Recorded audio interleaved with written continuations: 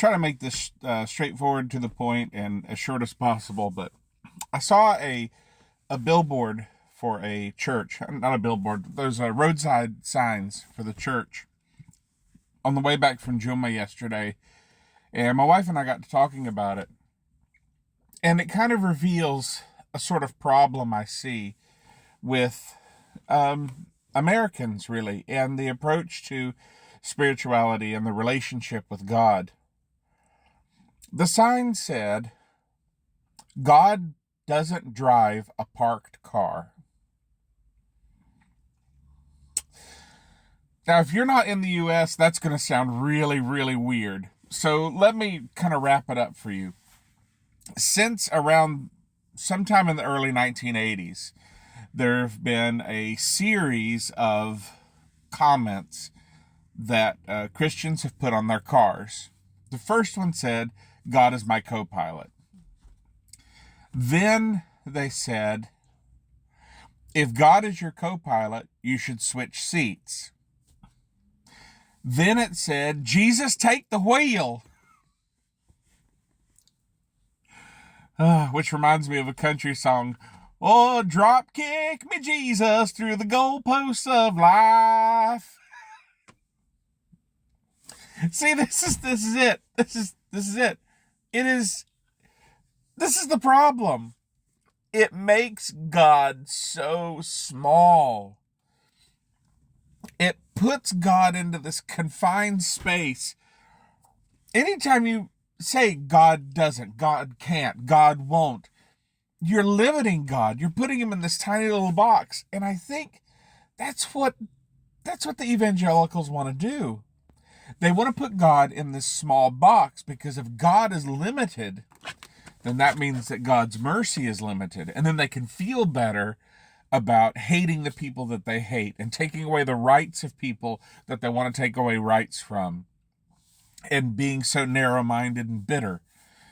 And sadly, there are Muslims that are like that too. You know, when you get this idea that because someone is committing a sin, it becomes your job to correct them or to punish them or whatever. And, you know, we have this really sick relationship with sin.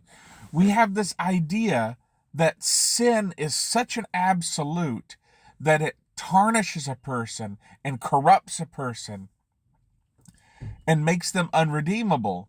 And yes, while it is true that sin does stain a person, sin has an effect, sin does cause harm.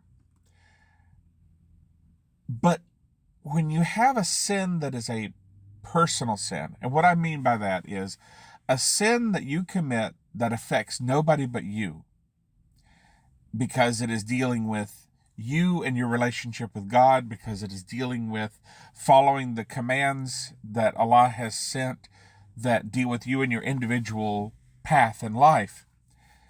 If it is not a sin that causes harm to another person, then Allah is the one to take care of it.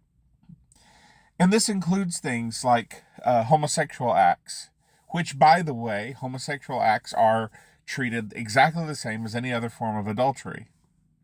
So people that browbeat homosexuals, you are really missing the point. It is not a sin to be homosexual, because we don't control what jihad we have. All of our struggles are different. Some people have a struggle. Some people actually have a compulsion, a struggle with gambling. Like, they really have this urge. They have to do it. And I don't understand that. I'll never understand that, because to me it just seems silly. But for them, it's a real compulsion. So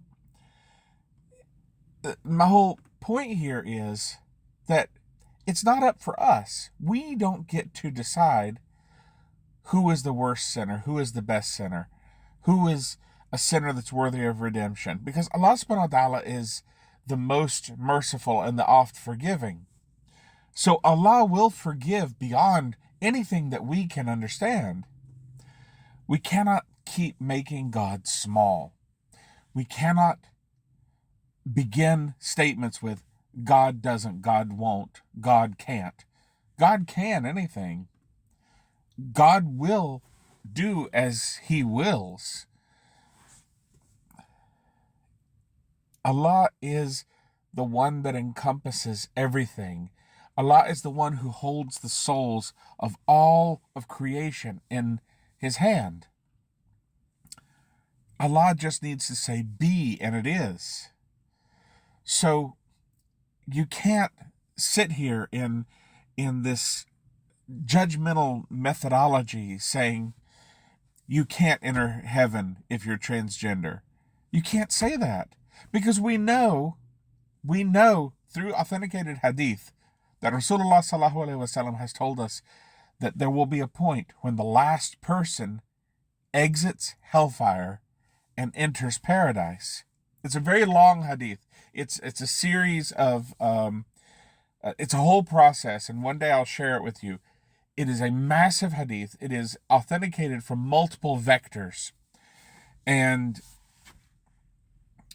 it is so beautiful because it lets us know that that's how far Allah's mercy reaches.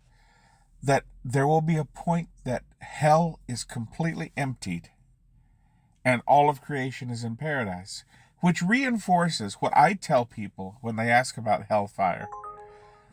People ask, what is the nature of hellfire in Islam? What is the nature of eternal damnation? And there is no eternal damnation, because hellfire is a purifying process. Islam is the only religion that guarantees that if you follow it, you will see hellfire. You will see hell. All people who pass away after judgment, you will pass through hellfire. The most righteous people will pass through in the blink of an eye. But everyone passes through it, because hellfire is a process of purging and burning through and eradicating anything that still poisons your soul. We all have sin. We do. That's the nature of mankind, is to deviate away.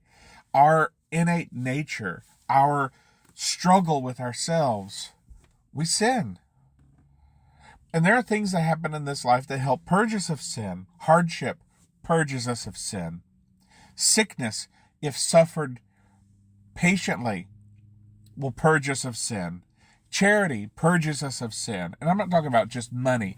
Anything that we do when we help people out of the generous nature of ourselves without the desire for anything in recompense. This is the nature of Allah, to be all-encompassing, all-forgiving, and merciful in ways that humankind cannot fathom. So God is not a co-pilot. God is not a pilot. God is the airplane, is the air around the airplane, is the ground above which the airplane flies. Because Allah is encompassing all things, because all creation came from Allah. It's a struggle that we all have, because we have to find ways to talk about Allah that are relatable. We have to find ways to explain these things, especially to our children. But I ask you, brothers and sisters, I caution you, do not make Allah small. Do not diminish Allah. Because the Quran, Allah tells us, do not despair from the mercy of your Lord. If you make Allah small in your descriptions, in your explanations, when you're teaching people, you are giving them a version of Allah that cannot encompass everything. And you are giving them the smallest opportunity to despair, because they don't understand the magnitude and mercy that Allah provides. Inshallah, I hope this has helped you in some way. As always, if there's anything of good that comes from what I'm saying, that comes from Allah alone. Any mistakes are mine and due to my inner shaitan. As always, free Palestine.